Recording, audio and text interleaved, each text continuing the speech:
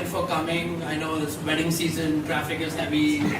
So thank you for being here. My name is Ashay Doshi. I'm a MBA graduate from CMU in 2019, moved back to run an agriculture company, and ever since we've started our monthly speaker series. So, excited to have different topics on board. Like Vikram said, today's event is extremely special because 3 years ago, in Feb 2020, right before the lockdown, we had an AI-focused event with Professor Kekre in this hall. So now it's a full circle where he was talking about his academic research that time. And now we're going to be looking at the practical side of implementing AI and ML solutions in an Indian context because, let's face it, there's a lot of cynicism sometimes. Like, what is the ROI? What is the cost? What is the practicality of AI and ML? They're all sexy words, but, where's the application? So for today, we have two very, very esteemed speakers along with Professor Kekre. Mr. Rahul Kanodia, who is the CEO and Vice Chairman of Datamatics. Datamatics is a 40-plus-year-old company providing BPM and IT service solutions. And the main core focus is using AI and ML to service their clients across the board. Mr. Rahul Kanodia is the CEO and Vice Chairman. He's a Columbia Business School alum, but gladly has participated in our CMU event. So thank you, because his son is also involved in this. And Mr. Jitendra Agarwal is an entrepreneur now. He's the founder of Relevant A. And formerly he was an ex-vice president and head of digital transformation at HDFC Life. So we have an interesting mix here. Professor Kekre on the academic front talking about AI and ML. Mr. Rahul Kanodia on the provider front. And Mr. Jitendra was a client of Datamatics and used those solutions at HDFC Life. So we're going to have multiple perspectives on that. So, again, thank you everyone. Thank you to our panelists, and I'll give it off to Professor Kekre. So round of applause for everyone, please.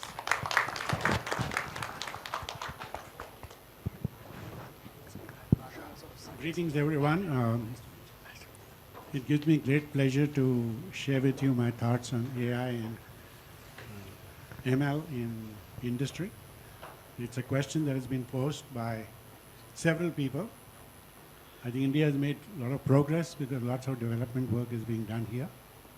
A lot of work is being done in the US. There's lots of work being done in Israel. And so I think the time has come for us. It's a level playing field to see what works, what does not work, what are the returns. So my endeavor today was to learn from all of you, especially Datamatics and HDFC, as to what they have done. So having said that, let me start. If you see the value of AI, this is from McKinsey's quarterly, several $1 billion of value is being created in different industries. The vertical axis is the AI impact, and the horizontal axis is the share of the AI impact in the total impact. And you can see several sectors are being touched. And so the question is, are we doing the right thing? From an academic standpoint, the key issue is, what is it that we are trying to do?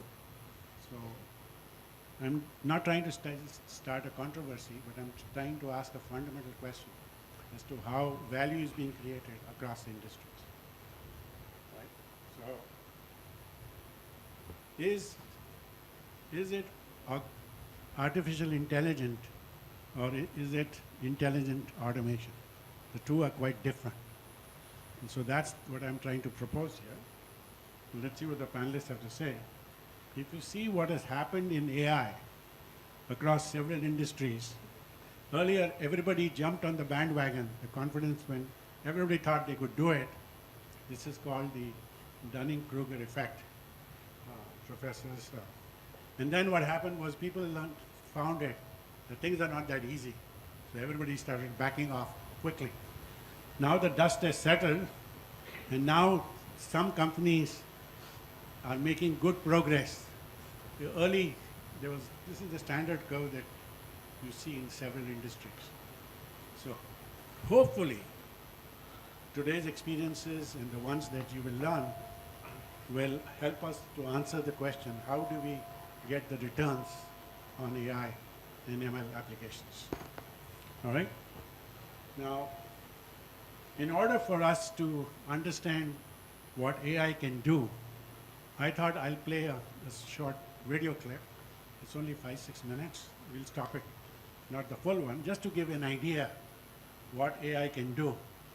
And then I'll ask certain questions to the audience to see, is there an opportunity here, or are we killing human creativity? All right, so that's the story here. Is it, so let's see what the next Rembrandt is. Achievements was to portray human emotions in a much more convincing way than artists had before him, and in many ways for all time.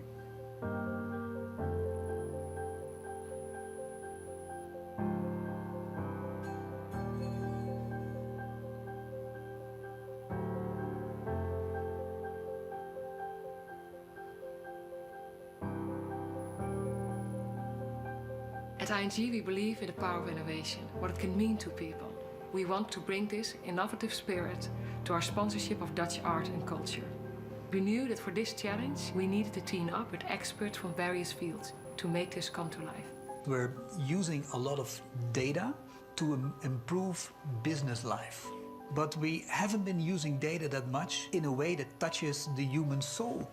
You could say that we use technology and data like Rembrandt used his paints and his brushes to create something new. The first step was to study the works of Rembrandt in order to create an extensive database.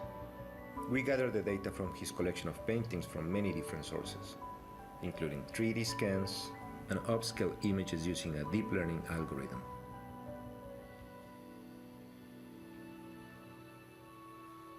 Because a significant percentage of Rembrandt paintings were portraits, we analyzed the demography of the faces in these paintings, looking at factors like gender, age, and head direction. The data led us to the conclusion that the subject should be a portrait of a Caucasian male with facial hair between 30 and 40 years old, in dark clothing with a collar, wearing a hat, and facing to the right. From there, we started to extract features only with faces that were related to that specific profile. And we had to create a whole painting from just data. And we used statistical analysis and various algorithms to extract the features that make Rembrandt Rembrandt.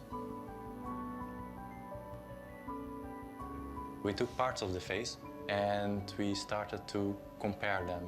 And then, based on this, we're able to create a typical Rembrandt eye or nose or mouth or ear. After generating the features, we were focusing on the face proportions. We used an algorithm that can detect over 60 points in a painting. We were able to align the faces and to estimate the distance between the eyes, the nose, and the mouth and the ears.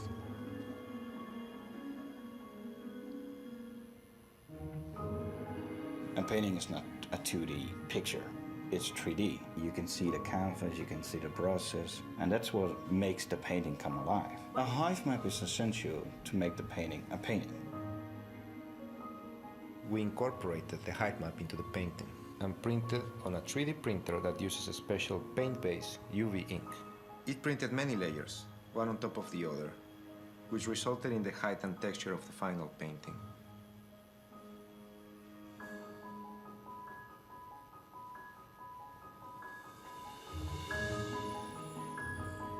It's sometimes a magical moment to see a painting for the first time. Even if it's computer generated, for me it is something special. I would have believed if I saw it in a museum that it would have been a real Rembrandt, just one I haven't seen before. It will be interesting to see Rembrandt looking at it. He will be happy that there are people trying to understand him and trying to create something out of that. So I think he will be happy. The next Rembrandt makes you think about where innovation can take us. What's next?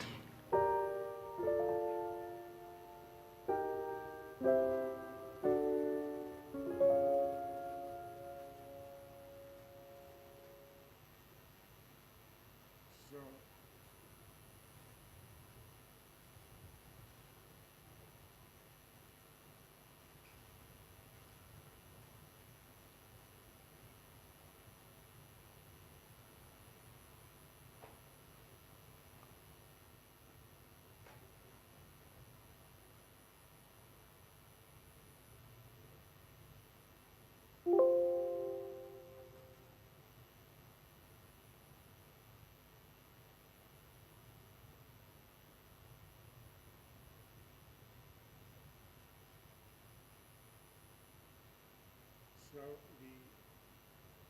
I've seen several applications of AI. One was this one. A Rembrandt painting sells for how much? Take a guess. Yeah, you're talking about $1.5 million last that was sold. So the question is, when you put AI such as these applications, are we sort of enhancing human ingenuity? Are we depriving human ingenuity?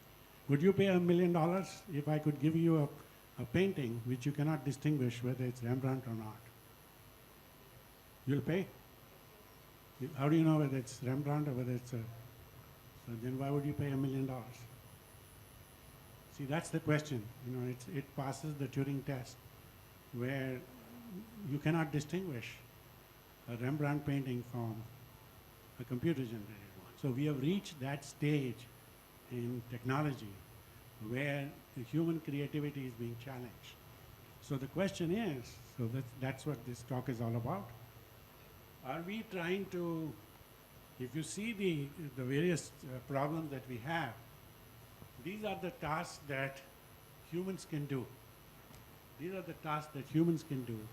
And this is what the machine has taken over. So it is substituting the task of human beings by the machine. That's substitution. You're replacing the tasks that humans can do with automation, which is what most people do in most companies. The question for us is, do we enhance the human being while reducing the burden, taking care of simple things, doing it in a fast and a productive manner, and releasing that excess capacity that you have to do things which you could not have done before? That's called augmentation. In other words, are you creating a Rembrandt 2, let's say, who will produce paintings better than what Rembrandt could do initially? It's not that we are trying to reduce the power of creativity of Rembrandt, but are we trying to take care of the simple things by the machine and then giving the human being, let's say Devang, giving you certain tools so that you can enhance the efforts and produce something which is of greater value.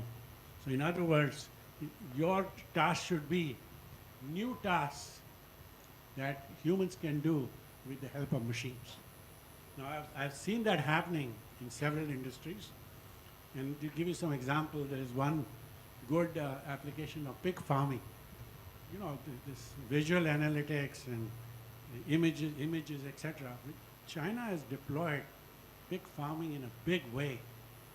The number of pigs that were slaughtered in China due to disease is phenomenal. It's a national calamity. So the government has generated mechanisms that you can use visual analytics to monitor the health of pigs, looking at the camera, taking the photographs, and using that to provide feed, to provide health activities, etc. The same thing you can see, other things. So my endeavor, at least in CMU, is to see all these applications and ask, are we enhancing human creativity? Or are we just replacing human creativity with automation? That's pure substitution that anybody could do. That's not the real fun is if you enhance the creativity to a different level and take human beings so that the human beings feel better, the consumers feel better because they get a better product, and the total value from AI gets multiplied. So my question to the audience will be, is it a question of augmentation, or is it a case of substitution, or is it a case of both? I'll stop here. Rahul? Thanks, Professor. I don't need that. I got the call about it. So I'm going to talk about a couple of things, and I would like this to be interactive if you prefer, but otherwise I'll just go along. One is, why AI is becoming more popular today. Second is some of the myths. Second is some of the myths and pitfalls of artificial intelligence. Third is around the challenges of AI. A few examples of live projects that we've done. and the value, the ROI that they've delivered, and then conclude that. But if you want this to be interactive, I'm happy to do that. So the key reason why AI is becoming more and more popular today is that there's a huge explosion of data. And we all see that. Just to give you some statistics, 90% of the world's data has been created in the last 2 years. Yeah. And the internet users generate about 2.5 quintillion bytes of data every day. That's a lot of data. By 2025, we expect the world to generate 180 zettabytes of data.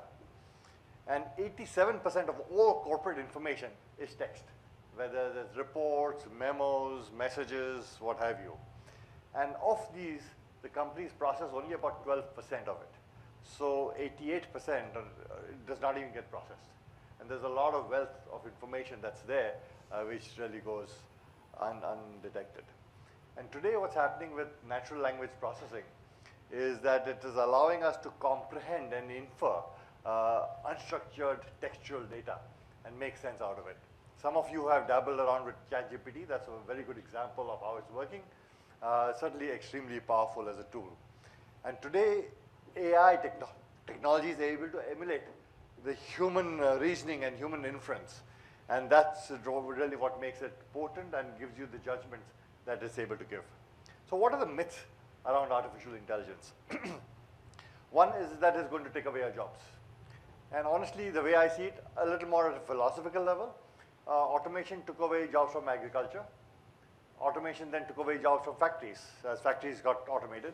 And today, AI is taking away jobs from services, financial services, consulting services, what have you.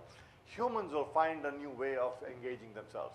And through this continuum of agriculture getting automated, manufacturing, and then services, the population of the world has moved from 500 million to 8 billion. So there's been an explosion of people, and people have not lost jobs. Some of you will remember when computerization came to India, unions were going on strike, saying, our jobs will be lost. But banks have only grown. And so I think it's an unfounded fear, but it's a philosophical view. What's the new world that we will live in? I don't know. What new jobs we'll find for ourselves? I don't know, but I'm sure human ingenuity will create some jobs for ourselves. The other myth is that AI is only for large corporations, and that's not true. Large corporations, of course, have higher budgets. They can spend more, and therefore the ROI in absolute terms is higher. But many small organizations and mid-sized organizations also use a lot of AI. Second is it solves all the problems, and it solves the most complex problems. And that's the big problem we have when we work with our prospective customers. They think it's a magic wand that solves everything. And that's so far from the truth. It's still only a tool to augment productivity. It's not a solution. And that's where people falter, because they think it's going to solve all your problems. And the other thing is that they expect it to give 100% accurate results. Even humans make errors. Even humans are not always correct. I don't see how a computer will always be correct, because it's only learning from what we've taught it. And if you've taught it wrong and you've got wrong data, it'll learn wrong things. So there's no way it can be 100% accurate. The other very interesting phenomena of AI, which you now see coming in, is hallucination. So AI is beginning to hallucinate. And that's very interesting and it's very real. So for example, if you give 15th Avenue, it extrapolates 15th Avenue, Manhattan, New York, and gives a zip code. Now, there is no 15th Avenue zip code in Manhattan. But so it has superimposed a figure which didn't exist, or it was not in the training data. Now, this happened in reality very, very recently. Google lost $100 billion of market cap. They gave a wrong answer. They had Bard, which is an equivalent of ChatGPT 3. Somebody asked Bard a question: what new discoveries from the James Webb Space Telescope can my 9-year-old talk about? And it gave some bullet points, but it also gave a point that this telescope has taken the very first picture of exoplanets. Exoplanets are planets outside the solar system. Now, this is factually wrong. And basis that, Google lost $100 billion of market cap. So there's real money behind it that's getting impacted. And retail investors lost a lot of money. So that's where AI is hallucinating and superimposing information that really does not exist. So what are the challenges with AI? One is that it is biased basis the data that you feed it, because it learns on the data. And data today is not accurate. Data is unclean. Data sets are wrong. And the problem we have in real life is that customers are not willing to share their data. Now, if you don't share your data, I can't teach it. You can only teach it basis data, and I can't teach it using somebody else's data because somebody else's data is not relevant to you. So that's one challenge. Second is customers have no clear vision or a goal as to exactly what they want. It's very important to have a precise problem so you can solve a precise problem. And when you're not clear, then it's trying to solve a problem that you don't even know what the problem is. So that's one big issue. The other issue is explainability and transparency. The machine learning models generate their own algorithms. You don't know how this generated. And therefore, tomorrow when you have a legal problem on hand, so how did this answer come? You don't have an answer. Because the ML model has generated its own thing which we cannot interpret. So you have a situation where you can say, invest in this stock, and the stock crashes, and then tomorrow you want to sue them saying, why did you advise me to invest in this stock? And you don't have an answer. So you could have a legal issue. You could have a legal issue with medicine. Somebody prescribes a certain medication, you take it and something goes wrong with your body, and then you're trying to analyze why did the AI engine prescribe this medicine, but you don't have an answer because these algorithms are not transparent. So these are, and then of course there's this issue around regulation and ethics. If you feed wrong information, it'll give you wrong answers. And therefore, and somehow you believe that because AI has given it to me, it's true. And people can misuse this very consciously. Typically, for example, you have this issue with Ukraine and Russia. There's a war going on. You can feed the engine wrong factual data, and it'll give you wrong results. And if we Google it and it says the real culprit behind the war is Zelensky, he's the culprit because he's caused the war, because the AI engine has been fed with wrong data that somebody is purposely given. So these are issues that are there around ethics, around morals, which can create its own set of problems. So a few examples that I'll talk about with an ROI that comes. So one is that we work with some financial institutions. We are analyzing balance sheets for them. We process about 42 million pages of balance sheet documents every year. And our AI engine then analyzes these, extracts financial data, computes financial ratios from the data that is extracted. This process, we've been able to reduce the financial analyst's guy's time from 90 minutes to 15 minutes. Yeah, so that's really productivity. These customers of ours spend 250,000 hours of analyst time processing balance sheet data. This has now come down to 75,000 hours. So there's a 70% reduction in effort. That's huge. That's an ROI for these large organizations. Another example, there's a bank we had that acquired 5 other banks. And then they had to validate all the loan and mortgage documents. If you don't match the credentials with the loans, you could have a non-compliance in the bank, and that has its own regulatory issues. They wanted us to do this project, tally all supporting documents with the loans given. We had planned to hire 600 people for a year to do that project. Finally, we used AI. It took us 3 months to train the engine. And then the whole project got done by 27 people in 2 months, where otherwise we would have taken 600 people for a year to do that project. So here's another example of an ROI for a bank. Logistics company, very similar, matching PO documents, contracts, delivery notes, things like that. It normally takes 3 to 4 days. Now it gets done in a few hours, or maybe in a few minutes. Image analytics is another one, interesting. So here's a bank which was doing KYC, and you got photographs of people. Sorry. Can I ask a question in between? You could, yeah, sure. Yeah. So I tell you my background. So I'm coming with the point that you said that AI is not only for the big firms, right? It's for everyone. And my personal goal is in the next 4 to 5 years, I want to work with the SME sector, 25 crores, 200 crores, 200 crores, and do it. Now, all the examples for ROI that you gave were more retrospective in nature. That okay, we did this got saved, and hence this is effective.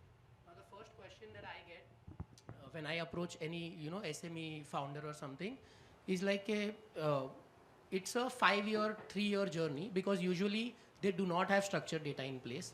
they have IT enterprises, but it's mostly around just reporting MIS financials.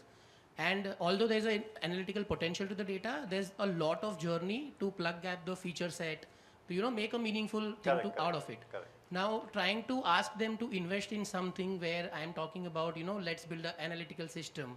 The resources that go in are really expensive, that you must know, right? So what's the kind of an ROI I can predict? Or, maybe I understand it's industry specific and it might depend on how convincing I am. But is there a way in which you might say that, okay, this is the best way to convince an Indian SME owner that it might take 3 to 5 years because it's a journey to reach to a place where your data science ready, and then another time where you're actually adopting it into your processes to make sense out of it? So other than the fact that the owner is ready to take a risk, what would be some talking points to make sure that they see value in this? Yeah, so I think that's where the fallacy is, where you expect a AI solution to give you the final end result. And it's really a journey, as you said, 3 to 5 years. 3 to 5 years is a little too much, but nevertheless, yes, it's 2-3 years for sure. I think the organization needs to look at incremental benefits at incremental steps.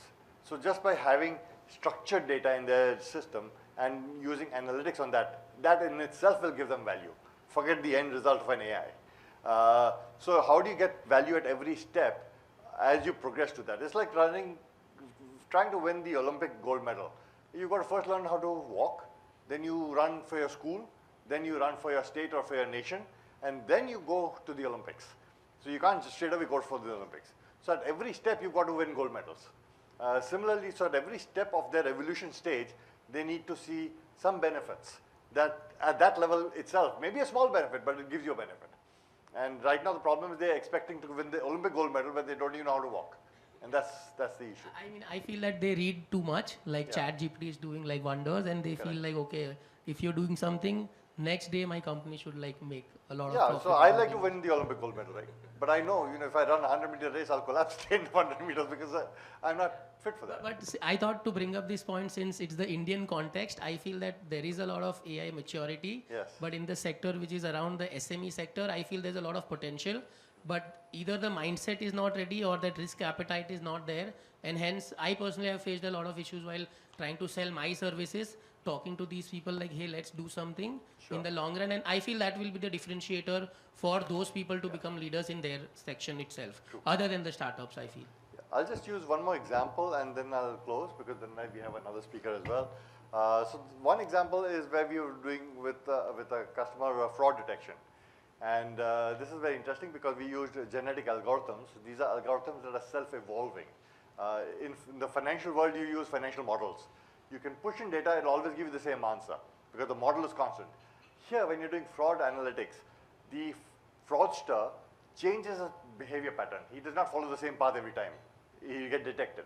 So he changes his style, and therefore the algorithm has to evolve constantly to detect the patterns. And we use that. We did about 800 million transactions in a matter of maybe 2 or 3 hours.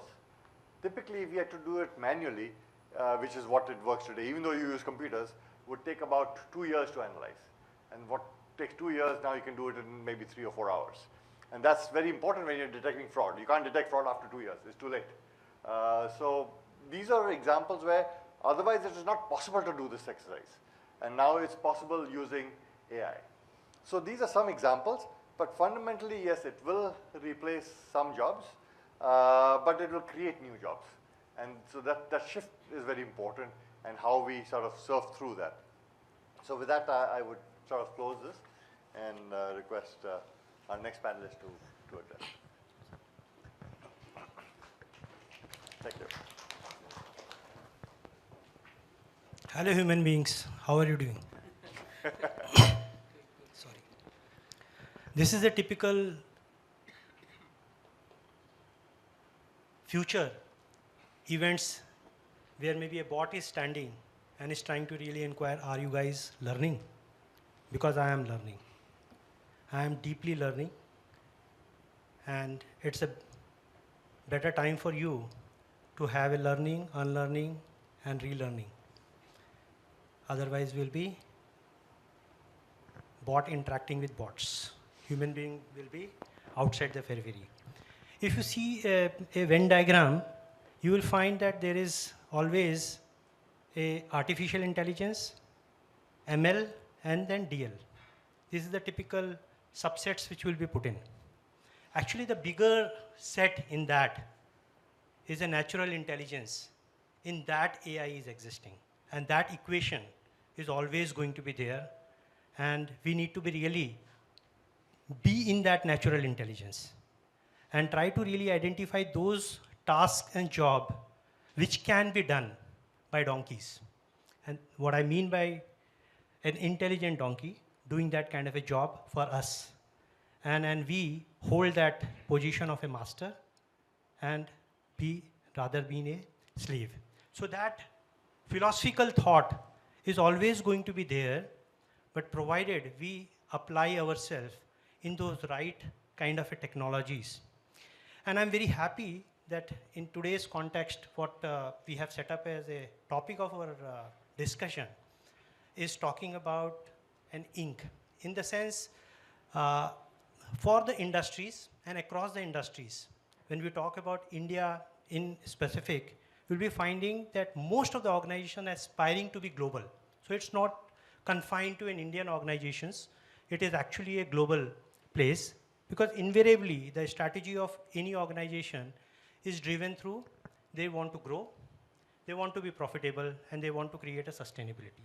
So if GPS is something which is driving the strategy of the organization, the real challenge is if you are looking through a window of ROI, application, and then challenge. The sequence in which these three things, if they are kept, you will find that there will never be an innovator. Innovator is only there when there is a challenge. So if you reverse this entire equation, what has been put as the title, there is a challenge, you need to find out the applications. And if it is rightly addressed, then you will find that ROI starts to take place. That's the appetite which a business owner will be holding, and that makes an organization as an innovator. There would be many who would then follow the lead. We need to understand certain preambles or the background before we talk about a technology and a technology-led change or a revolution to be brought in.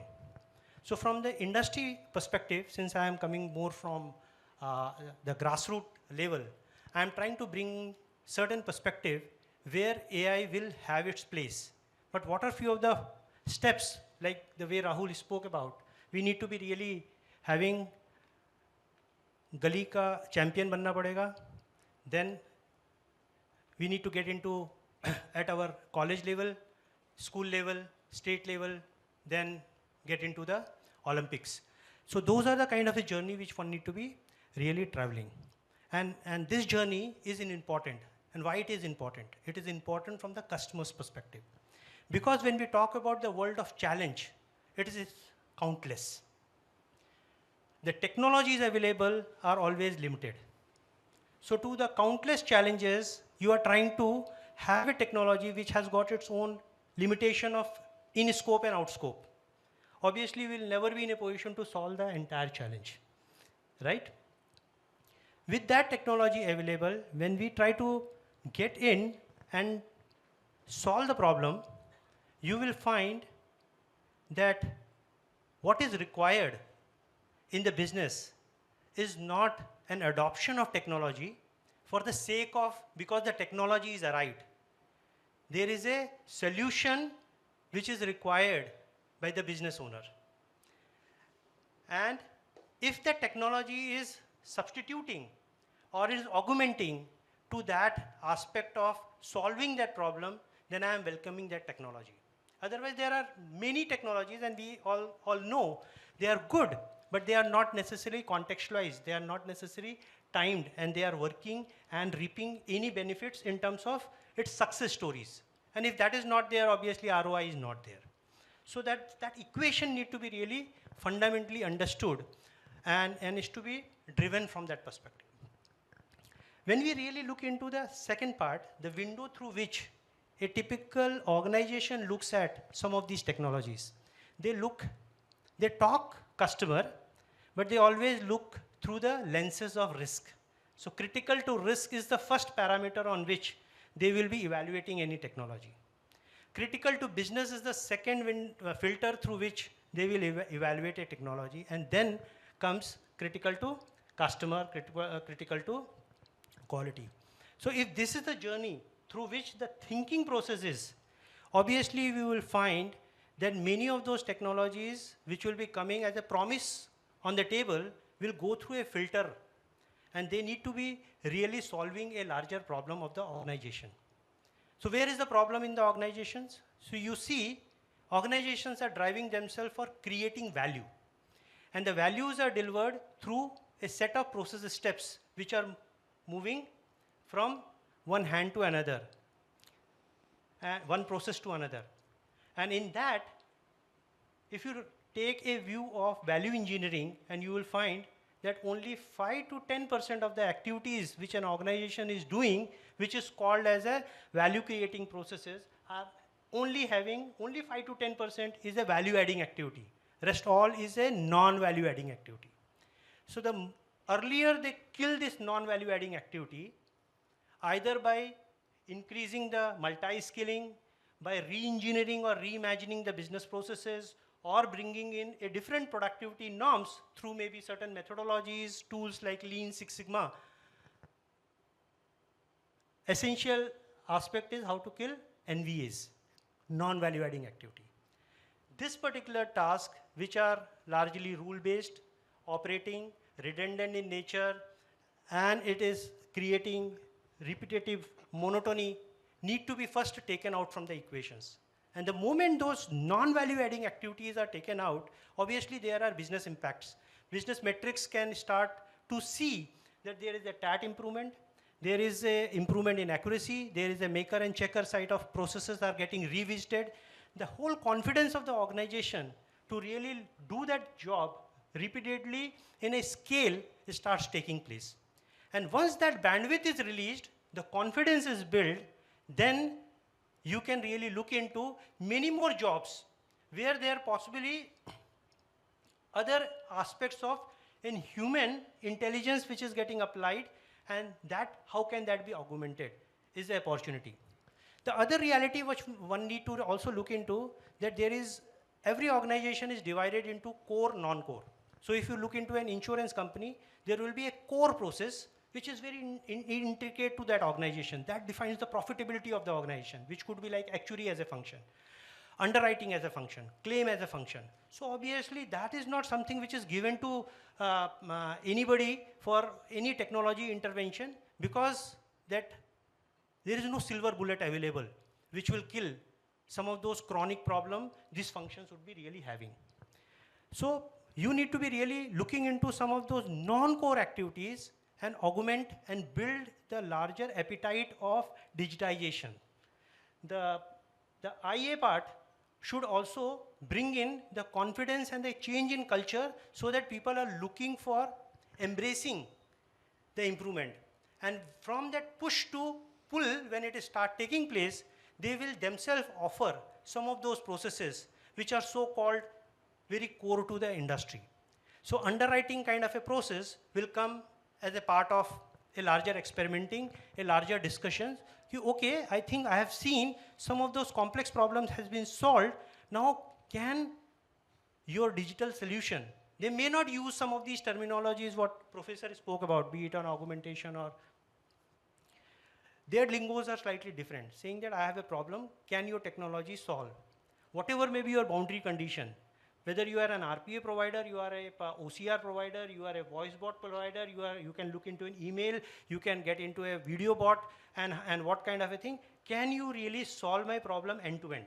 Because customers are looking for a journey in order to really make their life be impacted. If you are working in pockets and solving one small issue, then it is not necessarily creating an ROI by itself, and it is not creating that impact which is required to be brought in. So keeping some of these perspectives in mind, you need to be really thinking about at what stage and what sets of things which you are doing as a preamble to make a larger acceptance of the mindset and a pull for that. And then once that is there, then those technologies which is appropriate to the organization for which the time has come, you will find that there will be a handshake, there will be an embracing which is going to be taking place. Because no technology which is brought in is also having a perfect solution. It is also going to be operating in its own limitation. And over a period of time, the accuracies are improving. It is showing a larger acceptance of different complexities of use cases and so on and so forth. So say, for example, if somebody is introducing maybe an OCR solution, which is what people have been waiting for. So you say that, okay, I am going to have an OCR which is going to operate with a 70% accuracy, saying that, okay, keep it, I'm okay with that. I'm not going to be introducing a particular process of that nature. But now since you have introduced on a structured data or unstructured data an accuracy close to maybe 95%, 98%, that means you have arrived in life. Then the question comes in that, oh, I have got many more documents which are more complex in nature, which are handwritten in nature. Can I now include that also? So you should be now talking about that, okay, ICR is brought in. And then there is a window available to serve by orchestrating all those data extraction and make that thing available. So in nutshell, what I'm talking about is while our expectation and the lingo could be ROI and then identifying use cases and get into those kind of challenges and say that, okay, these are the success stories created, the way organization thinks is the completely reverse. And that fit is to be really identified. ROI comes. And that's where an innovator will never wait for an ROI. He will try to really learn from there and move on and experiment. Because an innovator always knows that there is no silver bullet available. I need to be really taking the best out of it. And you will find that things will start taking place. And you will find that there is no one single technology which is AI alone would be an agenda of an organization. Organization will look into the bundle of things which need to be put together to solution my problem, be it my KYC problem, maybe verification problem, maybe claim settlement problem, or maybe a faster credit kind of an issue. And in that, if that is to be brought in, say for example, if a customer is walking into my branch, I will be using a technology of face recognition to really find out whether this is the same customers who has signed up for the policy or it's a fraudulent customer reaching it out to me. So the face image which is lying on the original form and the face which is captured right away, that will be matched. And basis which the authorization will take place, the next conversation will take place. So these are the kind of a technological inputs which are required and that will change the way possibly the traditional processes were operating, because there you were dependent upon a human being to do that kind of a verification. He will be looking into the image and also that person and then do that, whatever is the intelligence. So there are use cases which tends to get built up provided there is a build-up which has taken place in the organization with the credibility of digitization as a solution, digitization brought in by the partner, and then the handshake take place. And then it becomes only an irreversible journey. So I would just add to that, is look at it as a productivity tool rather than a complete solution. And as long as it improves productivity, you've got an ROI. Also, sometimes we find that, the customer says, it's costing me X, your solution also costs me X. In fact, it's probably a little more expensive. So where's the ROI? What they don't realize that over the next 3 to 5 years, as your organization scales, the technology remains constant and therefore there's no additional cost. But if you don't deploy it, then as your organization scales, you need more people, more machines, more space, and therefore you really get an ROI over a period of time and not necessarily at that instance. Sorry. I have a question from what you explained, right? So I think what I heard is that for something like a banking industry, from a risk lens, they might not go for automating something like an underwriting. But how I look at it is that if you impact the 20%, which is the 80% what value we get, if I'm going to a lender, the biggest concern for me is how can I get my money the fastest? And as a lender, my biggest concern is how can I make sure that my money is out? Which means that the largest impact is if I get the underwriting time down. So let's say a traditional bank might take 10 days to get my CIBIL score, get my previous data, open my file and balance sheet. Why would not something like a AI classification tool help me do that faster? And maybe what are the reasons a bank might not want to do that? Because that's sort of contradicting to what you said and how I've been thinking about it. Let me clarify. It's not that the banks are not doing it or they should not be doing. What I am talking about, there are many components of pre-work which need to be done. Say for example, you have rightly taken up a lending case, which is where a lot of manual efforts are required. First and foremost, those application forms, which could be either handwritten or it could be entered into the system. It's a tab-based application form which is coming up. Extracting that information which is lying into the server into a terminal of a credit person is something where the obviously this tool will be coming in. Next information is that I wanted to really have a KYC credentials, which could be in the form of an image captured, either authenticated through an API and already integrated with Aadhaar sites. So that's another thing.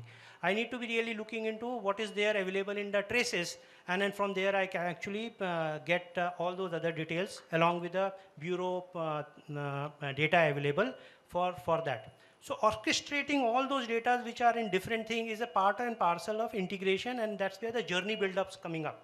So if a provider is only an OCR provider, then period. Then it is actually solving a problem which is maybe 20 years back, that was a pain, but I need now in conjunction with all these things. But am I eliminating a credit guy? Fully no. What I am doing is I am facilitating this credit guy with a screen with a capture of entire data available, orchestrated, layered in that kind of a manner with a pre-checks done with a RAG status, which shows that what is already like black and white, you need not worry about it. Earlier, that credit person is actually going and hitting each and every files and folder and finding out the data out of that, putting a certain kind of a notes and then creating. So the time taken for credit, if suppose that was 20 minutes, it is now done in 16 seconds. In fact, we had a... That is where a classical application of RPA, by and large, with a terminal where the entire rule engine comes in for a credit managers, whatever he or she was doing is getting augmented or is further assisted to that person. And this combination is creating a deadly combination which is changing the rule of the game. In fact, we had a customer in a similar context with background verification. They are giving loans. And here you're not only checking the data that has been submitted by the person. He'll give you his balance sheet, his loan, his income statement, all of that. They were scrounging the internet to find out other information. Was this guy ever stuck with substance abuse? Was he hauled up for domestic violence? Those kinds of issues. Therefore, it gives you a profile of a personality, and there's an element of risk if he's been in domestic violence or substance abuse. So that's not only about the data he has submitted to you. You're getting it off the internet, on Facebook or whatever you have, and using that. Now that requires AI to pull out. Now, for example, if a company was hauled up for fraud, obviously the CEO's name comes there as, CEO of this company fraud. Now the CEO didn't create the fraud. There's a fraud of the company. So you need AI to distinguish as to who is the fraudulent person, and therefore do I give the loan to the CEO or not?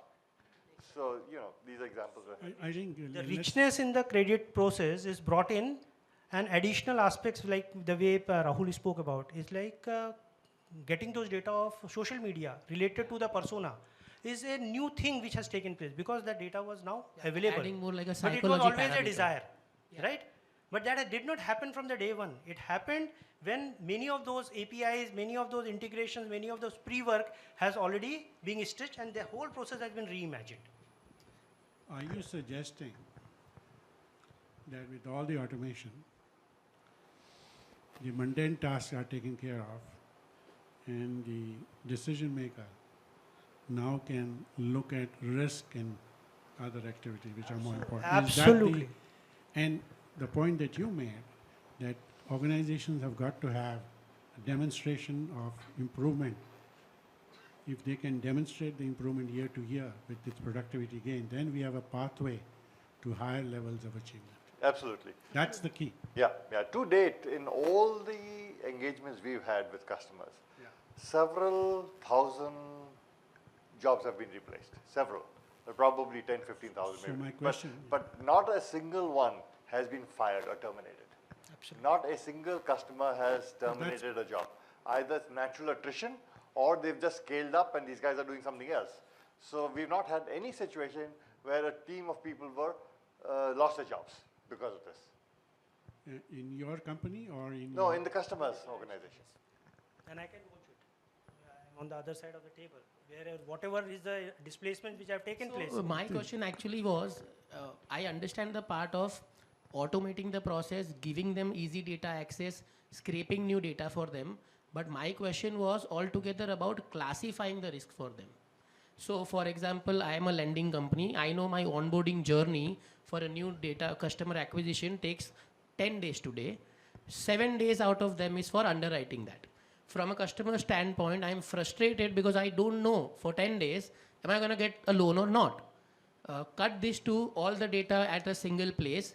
There's no man sitting and saying that, okay, I have 25 years of experience and hence I will support or, decision support system. Nahi. It's just a black and white that there is the parameters. It's something that we tried to do for AXA, right? We're using NLP. But why not that where we say that, okay, the machine is quite capable with the history of data of millions of loan given that, okay, they can take a decision and they might have a default rate. So it might not be 100% accurate. There might be some delinquencies, but still, why can't it be just an algorithm where HDFC or ICICI will be okay for their creditors to not be that important? Because there are legal repercussions. If for whatever reason you've got all the credentials and you get denied a loan and something goes wrong, technically you can get sued. Saying, why did you not approve? Because I qualify on every parameter. So therefore you still need humans because ultimately the corporate has to say, yes, we know why we took that decision. So you may still need, for legal reasons, a human in the loop to finally even approve. If it's not a black box, like even when you know it's a greater than this value of CIBIL, less than 3 SMA loans or something like that. So even when I know the underlying parameters for why the decision was taken, would compliance still be an issue then? So as I said, the thinking window of an organization is critical to risk, critical to business, and then critical to customer. And through that filter, if a process and your technology or whatever is the 2B which you have designed is passing through, then you are great. And believe me, the robustness of our banking system or insurance is on the proof that all those technological changes which have been brought in and it is sustainable or scalable, working for them is passing through those kind of a risk filter. So that should be giving us a confidence. Yeah, let's go to somebody else at the back.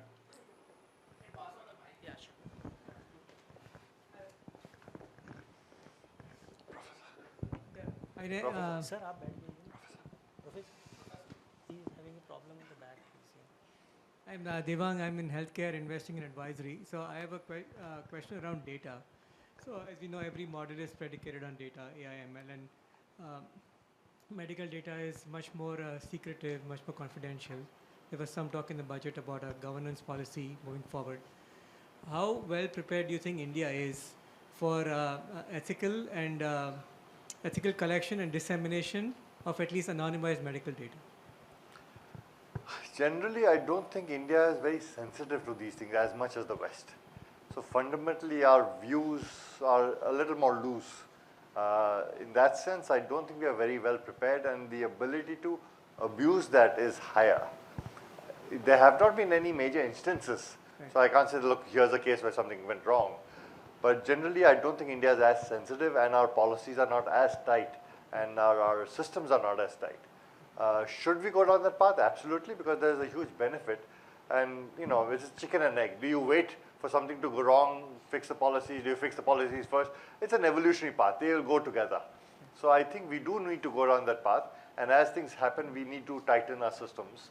Otherwise, we lose we miss the bus. And if you miss the bus, you'll be way behind many others. Right. So just a follow-on question on that. So in the absence of a watertight policy, as you are saying, do you think it will hurt Indian like biotech startups? You think there'll be a crazy moment where, data might be let loose or not used ethically or well enough, and then that'll affect the whole venture capital and biotech ecosystem in India? So, it's a very funny situation. The Western world is far more sensitive. Yes. Countries like China are much more lax in abusing some of these things. And because of that, they are marching ahead much faster than the United States or Europe. So in a way, they've got a head start because of laxity or abuse of information. The Western world is falling behind. India was even further behind. Does that mean that we violate these regulations just to move ahead? Answer is no, you can't do that. There is some element of ethics and morals that you have to follow. But yes, we do have to go down that path. We don't have a choice, otherwise you'll really be left behind. India has a huge potential, and I think we do need to tap into it. But as I said, they go in hand. We'll have to evolve policies and evolve technologies together. Thank you. So I would like to just add, within the organization, whatever is the data available, say for example, an insurance company would be having a medical data of customers, and that would be available for only those customers who are going for a term plan, right? Going for what again? Term plan, which is a life insurance product, which is a fully underwritten, medical underwriting product. Now, this information, once it is there within the organization, it becomes a black box. It is held by the organization, and it is well within the security of and control of the organizations. Now, there are new norms which are coming up, and industry is getting open to, and India overall as a data stack is coming up. So what can be done between a general insurance company and a life insurance company in terms of sharing those kind of data? So if there is a health insurance company who has already got a policy from me, and I have already given my blood sample and did my entire medical test, from the same group company, if I again go for just another kind of a product, they would send me for a medical test again. There is a synergy existing, there is a context in the larger interest of the company as well as in the business to really exchange the data and do the needful, right? So those are the kind of from one organization to another organization, the data exchange in a secured manner for the larger fulfillment in the benefit of the business as well as for the customer is taking place. Again, through filtering of risk perspective, can the data be masked, which data need to be really given, and how the credit can take place between both the systems and so on and so forth.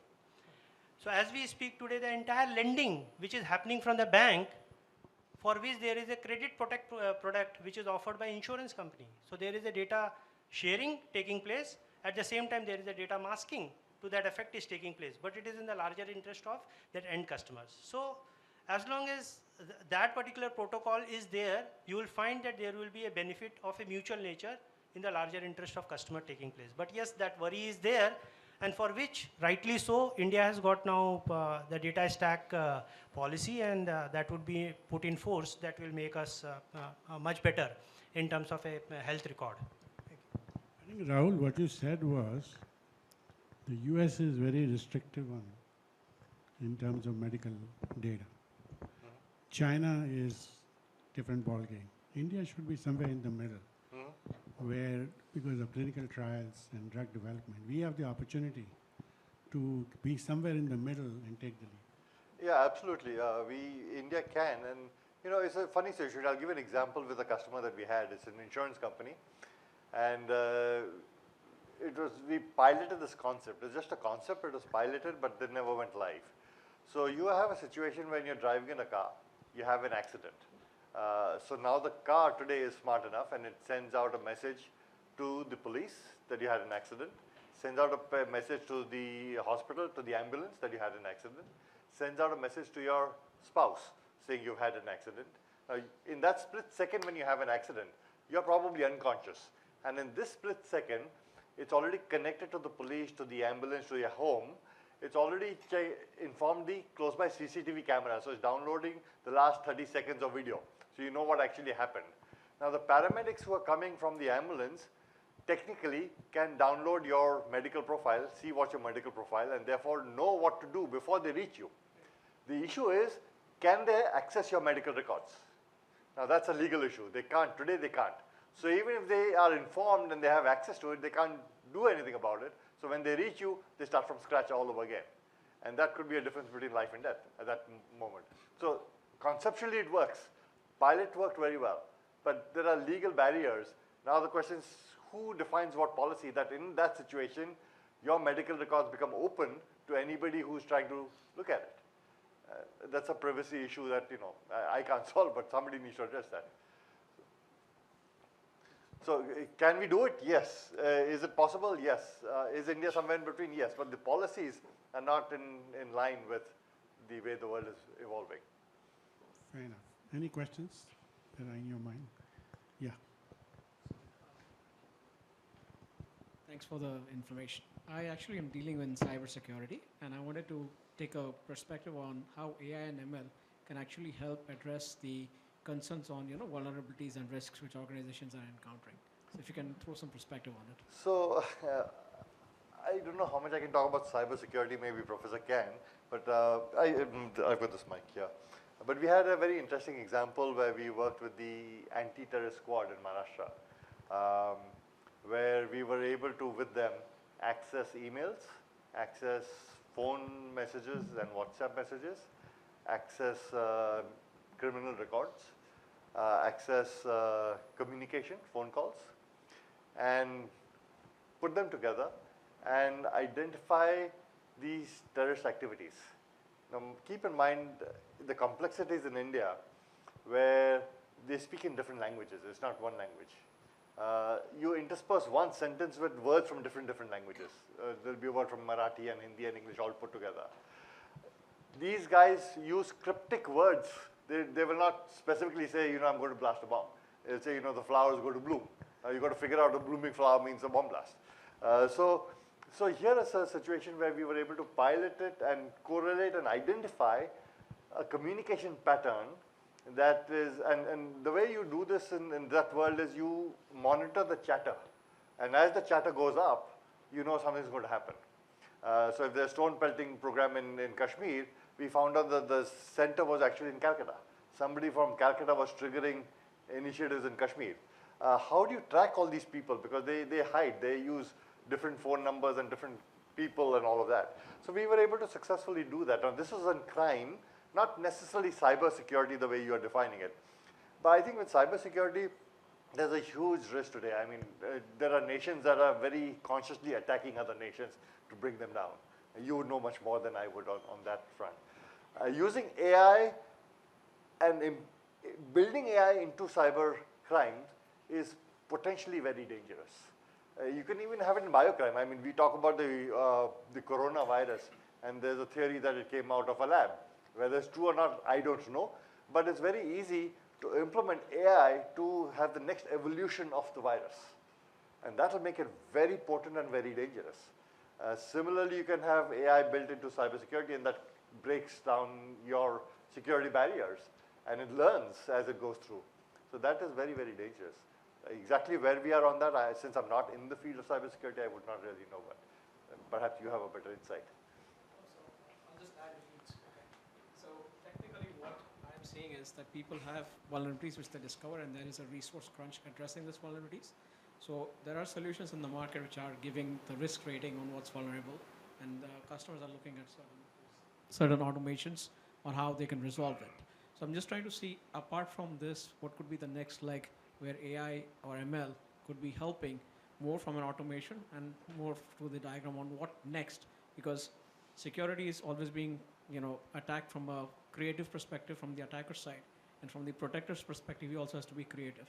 So it takes a while to build the attack, and it takes a longer while to protect from the attack. So I'm just trying to see if there's any, you know, context of AI and ML in that. Sure.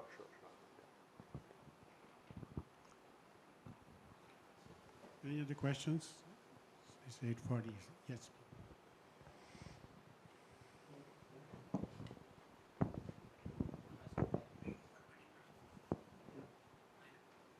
Okay, so I work in the manufacturing sector, right? I'm part of an IT services company, and my job is to automate shop floor systems and collect all the data from the shop floor systems into the cloud for further analysis, right? But most of the clients I'm working with, right, and it's across different sectors, they are still struggling from going from the paper-based model that they have to just getting automated, right? And we are talking about Industry 4.0, etc. And I've seen some, I mean, a lot of data is being collected. I've seen some use cases around computer vision for quality check, for predictive maintenance, etc. But where do you see this manufacturing industry evolving, right, in terms of artificial intelligence? Because that could have a significant impact on the financials of several companies, right? Because manufacturing is the key. So I just wanted to get a perspective.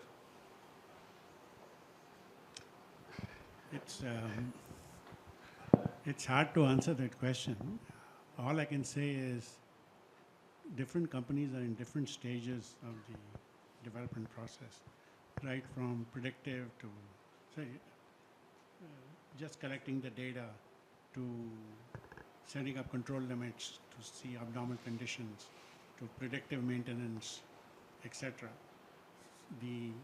Some of the interesting applications I've seen in India are where people have used vibrations and thermal monitors and these type of mechanisms to establish procedures where you can predict the maintenance of the machine, reduce the false positives and false negatives in the best possible manner.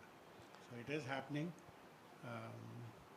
There's a company in Pune which uses AI and ML using vibration monitors and thermal monitors, and they've been able to implement this, and we can see the returns to the company. A similar example, we had a customer, I don't know, I've got much color mic, where they were able to analyze a crack in the blade of a jet engine propeller by analyzing the sound when it spins. Yeah. So when the blade is spinning at a very high RPM, a slight crack can change the sound, and you can therefore pick up that this blade is on the verge of cracking. So that's an example. Now, this is not exactly manufacturing, but it's kind of closer to your space, perhaps. For maintenance, proactive maintenance. It's all about maintenance. Yeah. But what you see written in the US sometimes is Europe. So I have to be a little careful in terms of, I've seen some good application in India, I've seen some good application in the US. But others are just... Yeah. So somehow, the problem with companies is that what's my ROI? Yeah. And if I invest 2 crores rupees in doing this, when do I see the benefit? And it's very hard to correlate a benefit in this case, because in another few weeks you'll know there's a crack in the blade anyway. Yeah. But is that too late because the plane crashed? So that's a tough one. I hope you answered your questions. Yeah. Thank you. But again, the ROI is a big issue. Yeah. So no, I mean, we are collecting tons of data. I mean, I am part of that, right? But oftentimes that data is just lying there. I mean, at the most they build some nice reports to analyze, but I don't see any major application of AI or ML yet. Yeah. So. Again, it's a journey. First is to collect whatever data you have, then you look at, analyze the data, and come up with certain procedures. So it takes a while. It's not necessarily all data gives you an insight. Yeah. The Ford Focus generates 1 terabyte of data every hour. It's not a very big car. It's a fairly medium category car. It generates 1 terabyte of data. It's the engine speed, the heat, the tire pressure, this, that, the other. But a lot of it is meaningless. Just because you have data doesn't mean you've got an insight into it. So it's very important to be able to filter out the junk, which is probably 90-95% anyway, and identify what is the meaningful data that would give you insights. And that's probably what these companies face. They've got so much data, they don't know what to do with it, but actually, honestly, 90% is useless, at least for the problem you're trying to solve. Maybe relevant somewhere else, but not for an issue here. Sorry. Hi, my name is Raj, and thank you for the excellent panel and questions. At the very beginning, we saw a chart with a list of industries, impact of AI. At the very top, somewhere at the very top, there was logistics and transportation. So if I would love to learn about what kinds of impact and transformation can we learn from in India of what's happening outside in this industry? So I'll give you 1 or 2 examples that we used in logistics, a very interesting example. So there's this customer we had who was in the logistics business, transporting bananas to supermarkets or to warehouses or wherever. And it's very, very interesting that when they start ripening, they give out some gas. And then, of course, once it's ripe, it gets spoiled very fast. So we installed gas detectors inside the vehicle. So the moment you could detect that gas, you know the banana is ripening, and they could redirect that truck to the closest store to offload the bananas. Because if they went to the actual destination, by then it might get bad. So here's an example of where we were able to deploy this and redirect it so that at least they could sell it and make money, otherwise that money is gone waste. That's one example. There's another one where we're doing a lot of correlation between contracts, purchase orders, shipping information with the payments. And now you're a logistics company asking for payment, but is that valid or not? Have you shipped the right product? Is the contract allowed you to pay? And things like that. So a lot of this was done manually, where they would take few people for a few days, and now it gets done in a matter of 1 or 2 hours. So here's a productivity game where, again, in logistics. So we've done projects with several logistics firms in the US where they're using these technologies. Some of it is automation, some of it is AI, and it's a mixture of both. It's not pure automation or pure AI, so it's a mixed bag. Sorry? Fuel billing, yeah.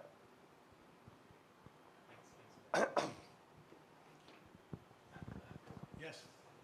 Just one last question. You've been in this industry for 40 years, right? I mean, you've been doing, and I think we've been touched with multiple points. So, how has it really worked? You know, we heard word digitization, which is actually what was used many years back. So, AI now is becoming an encompassing, umbrella under which digitization is also there, automation is also there. Data science is also there, data visualization is also there. Excel also now is AI, actually, to be honest. Or somebody writing on the paper actually doing some subtract, minus, also everybody. So all CAs are doing AI today, actually, to be honest, right? So, but how have you seen the evolution happening over the last 40 years, and now everything has become AI, right? I mean, So AI is not new. AI was there in the 30s and the 40s. The difference now that has happened is that there's a huge amount of data that's available. If you go back even 20 years ago, you didn't have that volume of data. And we just talked about the amount of data, 2.5 quintillion bytes of data every day by internet users. So a key element for AI is learning from data. And that was not available. That's point number one. Point number two is the computing power has really gone through the roof. And therefore, you can process so much information fairly quickly with powerful chips, which were really not there 30 years ago, 40 years ago. So these two differences have made a big difference in the way AI is now being able to develop. Of course, there's a technological evolution anyway. So technologies evolved, computing powers increased, the data availability is increased. And these three components have made a big difference in AI. AI per se will permeate every single thing we do. So it's going to be in Excel files, it's going to be in Word documents, it's going to be across the board. Your watch will have AI, everything will have AI. The question is, how do you use it? And what is the degree of intelligence? All humans are intelligent. Some are smarter, some are not so smart, but they're all intelligent. Question is, how do you train AI in a particular domain? That's the challenge. Intelligence in itself is of not much value. You're a very smart man, so is he, and so am I. But unless we are trained in a domain like medicine, then I become a very smart doctor. If you're a financial analyst, you're trained in finance, then you know what stocks to pick. So the domain knowledge is very critical for an intelligence to really deliver value. Raw intelligence in itself is of not much use. So AI will be across the board. Question is, how is it trained in a particular area to give you specific insights and information or whatever? That's good, but one other question I had, and this is academically and literally the word again, which I was saying, you know, is it okay for everybody, because every startup right now uses word AI. Yes. You know, everybody just, it's a prefix or a suffix that we are doing AI, actually, to be honest, right? I mean, I'm and academically as well as industrially, is it okay to do that? Is it okay to abuse that word? And I'm very loosely using the word abuse, but is it okay to do that, actually, right? I know literally it is anything which is artificial in terms of intelligence that can come under the umbrella of AI, right? But somebody saying that I have put 5 people there who's analyzing the data and I'm producing something which will help you in your productivity, it's still an AI, actually. So is that okay, or is something happening in industry to say and categorize, no, you know, this is AI or this is something else, actually? You know, so my view is that you know, when there's hype and there's an opportunity, it will be abused. And we saw that in the dot-com era. Everybody was a dot-com. I know a company that was giving you physical cables, and they changed the name to Zydat.com. The moment it came .com, the stock price went through the roof. There was no .com in it. Right? So there will be a sudden plethora of people jumping in and getting onto the bandwagon because there's an opportunity. You can't stop that. After the .com era, some companies really came out very well. Google, some of these companies came out of that .com era. 98% died. And the same thing will happen with AI. 95% will die. 4-5 will really come out winners. It's very difficult to separate the wheat from the chaff at this stage because everybody is jumping onto the bandwagon. Even if they don't have AI, they call themselves AI and they fool the world. But I don't know, Professor, you have any insights or you've got any? I think the degree would be varying from use case to use case. So there is no harm in somebody saying that, okay, their use case is not a pure IA aspect of it, but there is a part of verification which is done, which is where it has augmented a human being and relieve him or her for that particular thing. So the degree may be varying, and that will always be there, as Rahul has been talking about. Like not only for the industry, in certain practices like Six Sigma, when it was there, people were claiming themselves that their processes are actually Six Sigma. Without understanding the methodology behind it or the thought process which have gone in. If you are working on a project that is called as a Six Sigma black belt project, green belt project, blue belt project. So that's how the classification has taken place. Maybe at some point only the user knows, because there is no governing body and is saying that, okay, this is the definition of a deep AI, or there is something which is like a mediocre or a simple AI kind of a thing. It is for an organization to reap a benefit of a technology, and if that is working from the user's point of view, it is not a problem. Unless otherwise an organization who is claiming for it, their claim will be turned out to be faulty, because they are claiming for AI-based solution, but their solution is not coming out in that sense. So if you position that way, nothing to worry about in that sense. Let people talk about that they are AI-based solution, but that solution should be worthy of solving some problem, which is having those components. I think at the end of the day, you have to show value. So I think there'll be plenty of people who will claim they are AI, but the real people who will be in demand, who understand the drivers of the business drivers are the most important. And if you can work with technical people who develop the system cleverly, are the ones who are going to win. So in our business schools, we are integrating AI, like group chat and all these solutions. You got to use them. And so understanding the domain and understanding what drives performance, especially if it's a black box which doesn't explain how the answer is obtained, is very dangerous. So the real value will be from people who understand the business first, have a good familiarity with the technology, and also do experimentation with the right partners. All the rest will subside. At the end of the day, the guys will see, show me the money. If you can show it, whether it's AI or non-AI, I don't care. As simple as that. Do you agree? Yeah, absolutely. Thank you.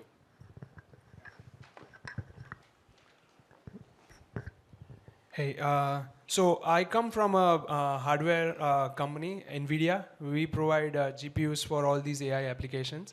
And I have a question which might hurt the sentiments of my own company, but I would still put it out anyways. So with all these AI and applications and all the companies trying to revolutionize in this space, some of you might know that training these models takes like hundreds to thousands of hours, and there is a lot of pressure on the data centers, power budget, etc. So while we live in a world where greenhouse effects and climate changes are equally important, and then there are all these Tom, Dick and Harry companies trying to get on the AI bandwagon and trying to increase the pressure on the supplier side, on the data center side. So there are unsolved challenges like you mentioned about policies and ethics, but this is also kind of an unsolved challenge. Like, who should be authorized? I mean, I don't want to be too stringent. I'm not, I don't come from a Republican party, as the Americans say it. It's not conservative opinion, but still, like, there must be some barrier to entry in order to, reduce the impact on the climate as well. Has there been any work or thought process happening already in the academic background? Maybe Carnegie Mellon is a leader in this space. Is at all an university or a consortium of companies already thinking about it? Because I don't know of any right now. The only thing I can think of is some of the legislation which is there in some of the eastern states where they are shutting down certain these crypto operators because of environmental regulations. Exactly. NVIDIA started, stopped selling of GPUs to crypto miners because they knew they were just hoarding them.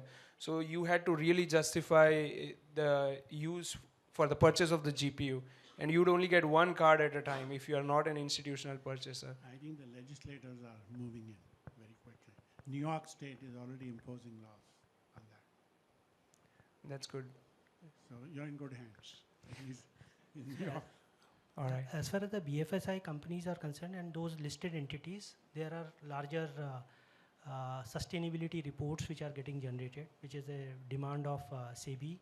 And there are many initiatives which organizations are taking up as a part of the CSR, which actually has got a direct affinity of an organization's priority to whichever are the causes of climate. Somebody may be working on maybe water, somebody may be working on other adverse effects which are creating relevant to their industry or in line with the values of the organizations. So those initiatives are there in place, and per se nothing of in nature where they are putting up a AI team in terms of generating those data, because some of those projects and other things are being sponsored and being worked by some NGOs and other third parties, but organizations are betting on those initiatives and making part of their association to get into that. So it's a very indirect way of contributing to the sustainability as a theme. Right. Okay, that's good to hear. And another thing, another question I have is more so on the technological side of how AI is getting treated, right? So the models came into being because they were able to compute on a lot of data, very deep learning models, etc. But they are very data hungry. It takes, like I mentioned, thousands of hours to train certain heavy models. ChatGPT took, for example, thousands of hours or even days to finish that. Is there any work that's getting done to completely revolutionize the way AI models are designed, such that they may not be so power hungry, data hungry, but still be able to bake in that intelligence and still achieve similar level of accuracy and effectiveness as the current models are? A very brief answer, and I don't know if you have more information. So that is one thing that we have been struggling with ourselves, because when you work with customers and you need a lot of data to train, 3 months, 6 months of training, customers are impatient. They want it tomorrow. So we've been toying around and experimenting with how can I train it with less data, so that at least a basic model is ready. And then the model can mature over a period of time, but at least you have a basic model up and running very soon. So we've been able to solve some of these issues, not all of it, because sometimes the basic model is too basic, which is not good enough. So how do you make sure that the basic model is good enough to give you a minimum value proposition to go live and then evolve further? So yeah, there are some algorithms that are coming in to do that, not yet mature. It's still early stages, because right now we're still trying to figure out this whole AI animal that we don't. But are you designing special type of models, or are they just regular AI models off the shelf but trained with lesser data? No, there are some different algorithms. I'm not the right person because the engineers are doing that, not me. But yes, there are some slightly different algorithms that they are designing to learn with less data. Yeah. But it's not been solved completely. Correct. Because when we, from a supplier perspective, when we look at our customers, when there is scarcity of data, they create artificial data, right? Like self-driving cars, they may not be able to actually test the car on the road for like million miles. Correct. So they simulate it. They even simulate the input data. So again, like eventually it's still the load on the same type of model. Because you still don't have the confidence that the little data has given you a very mature algorithm. So to get a mature algorithm, you still don't have enough confidence, and therefore you want more data to explore different options to test your model. So therefore it's the confidence issue, and it's not fully tested. Now you can test it with non-critical information, which doesn't matter. Like if I do something like ChatGPT-3 gives me wrong information, my life doesn't change, so I'm okay. But if I have to do something serious in a medical situation, it can make a big difference in legal liabilities.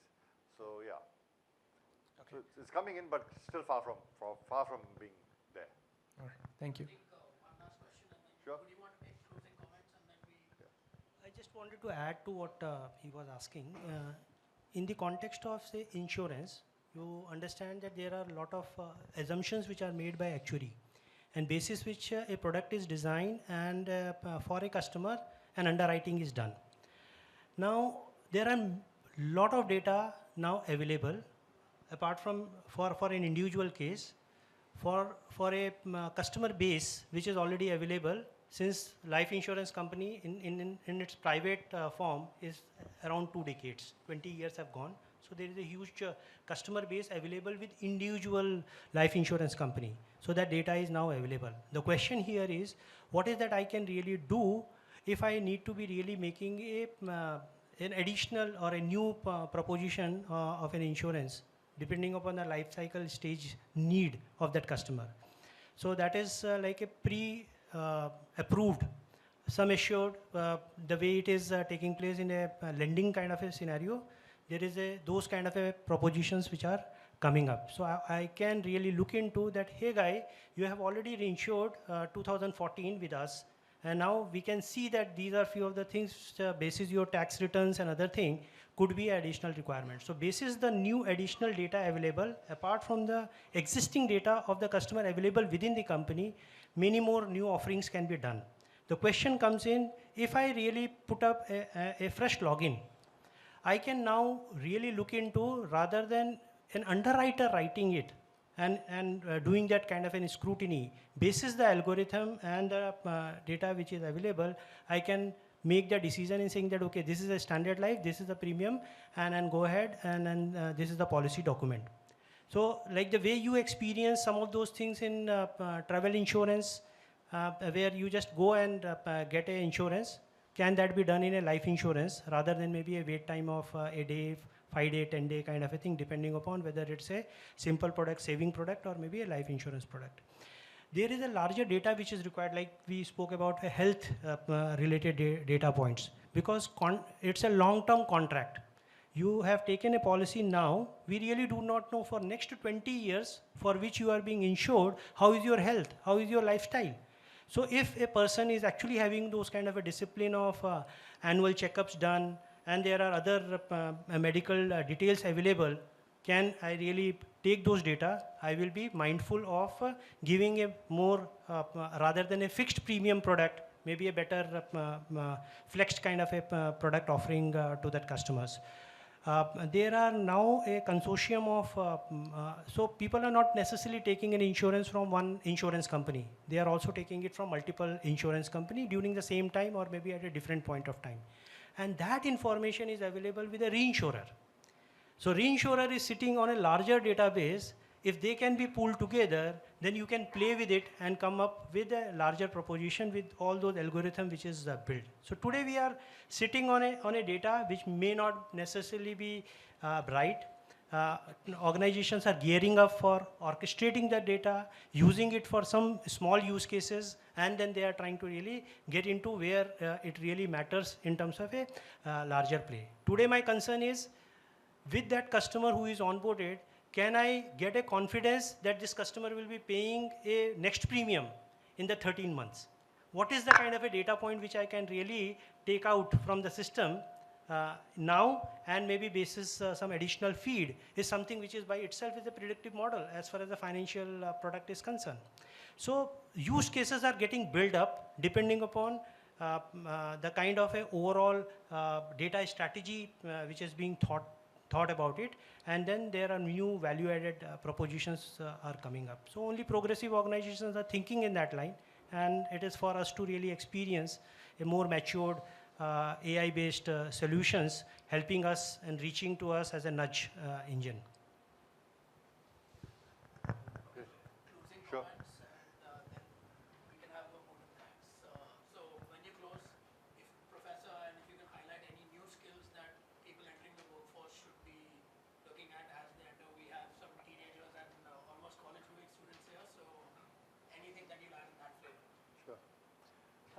I think from my side, this technology is at its infancy even today. It's going to evolve very, very rapidly at an exponential rate, and therefore it's very important that we take that into our stride. Some people may fight it, some people get scared of it, but no point, because it's going to come, and it's going to come very, very fast. Question is, how do you take advantage and leverage it? And therefore, for teenagers, I think the suggestion would be to, certainly when you're in college, take a few classes to learn about this.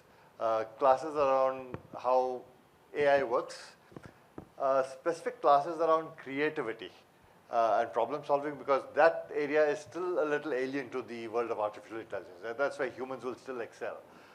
So that's very important for your future careers, not today, but 20 years down the road or 10 years down the road.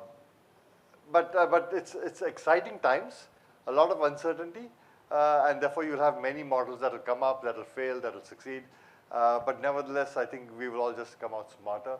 And the question is, how do you take advantage of it in your own careers and not get concerned or afraid about it? Those are my sort of closing comments. I think from a university's perspective, the biggest area which is gaining traction is entrepreneurship, where computer scientists, public policy, business, and all others work together to develop solutions. That's what CMU is trying to build capability, where you work in teams, understand, are familiar with these different technologies which are in the horizon, and have a good grasp on how to create value for society. That's it. And you got to be somebody who is willing to take risks. You might come up with some solutions, fail a couple of times, but sooner or later you'll be the winner. I think as an individual, we need to really look into how some of these technologies are disrupting roles around us. And are we in that particular target space where possibly we would be challenged and put to a question of a survival? Versus what is that you can really do in terms of learning certain skills which will hone you, which is non-repetitive in nature, which is creative in nature, which is more innovative from the perspective of, and that's where you can build on your hobbies, which will create a larger happiness for you. So you need to learn what artificial intelligence can do and unlearn many of those things which what you thought as a part of your learning priority, and try to focus on certain things which is core to you. And that's where your natural intelligence can be harnessed, would be the way to really enjoy this fruit. Otherwise you will be living in more of a threat, of a victim of the revolution or the pace at which the changes are taking place. Just to chime in on that point, I'm on the board of some universities, and today they are seriously looking at how do you provide continuous learning.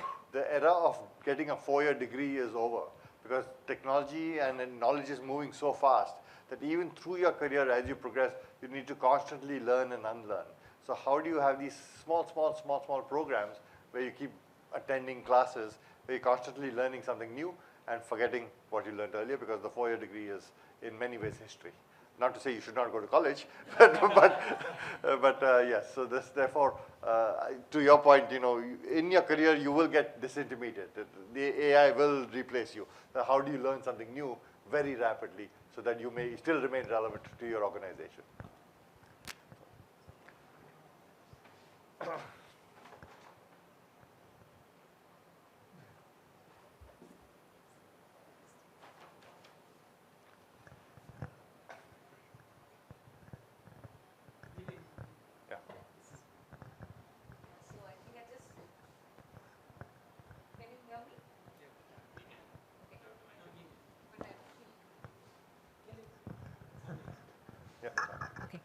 Yeah, just wanted to give a small vote of thanks. Thank you to the audience first. Let me just start with the audience and, of course, then move on to our esteemed panel. Thank you all for coming here and braving the traffic and coming all the way on a weekday. I know it's a bit of a challenge in Mumbai, but I think it was a very attractive panel. So I can see all of you have, come here and come on time. Thank you very much for that. And a big, big thank you to all our panelists, Mr. Jitendra, of course, Professor Kekre. It's a pleasure to see you again in India. And thank you so much, Rahul. I think it's been a very interesting session because we've gone through the entire kind of life cycle of AI and its kind of history, its current status, and the possibilities, and what some of the younger people in the audience should be thinking about. So I think it's been really interesting and a lot of food for thought. Thank you very much, and just like to give a small token of appreciation from our Alumni Association to each one of you. And of course, many thanks to our volunteers. I think Vikram and Ashay both worked very hard to put this event together. So thank you very much for all your constant efforts.